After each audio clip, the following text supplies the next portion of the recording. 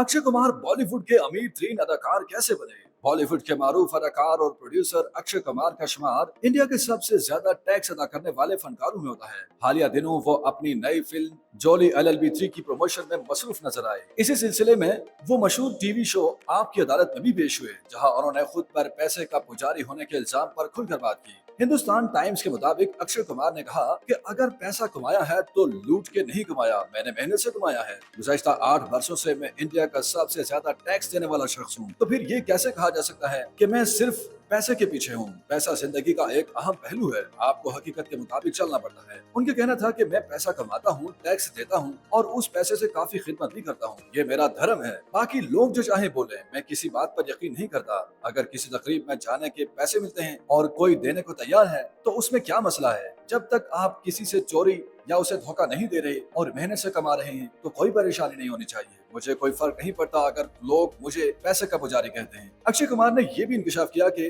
कई बरस कबल उन्हें एक फिल्म मुकम्मल करने के लिए अपनी जेब से पैसे लगाना पड़े थे, क्योंकि प्रोड्यूसर माली मुश्किलात का शिकार हो गया था। अक्षय की नई फिल्म जोली LLB 3 गुज़श्ता जुम्मे को सिनेमा घरों में रिलीज हुई, जिसमें अरशद वारसी और सौरभ शुक्ला भी अहम किरदारों में नजर आ रहे हैं। फिल्म ने अब तक 45 करोड़ इंडियन रुपए से ज्यादा का बिजनेस कर दिया है और बॉक्स ऑफिस पर शानदार कारकर्दगी दिखा रही है। YouTube पर गूगली न्यूज देखने के लिए youtube.com की सर्च बार में गूगली न्यूज TV टाइप करें। गूगली न्यूज के पेज पर सुर्ख रंग के सब्सक्रिप्शन वाले बटन पर क्लिक करना ना भूलिए। YouTube पेज पर अपलोड होने वाली वीडियोस से बाखबर रहने के लिए बेल आइकन पर क्लिक कीजिए। आपको हर नई वीडियो के बारे में नोटिफिकेशन मौसूल हो जाएगा।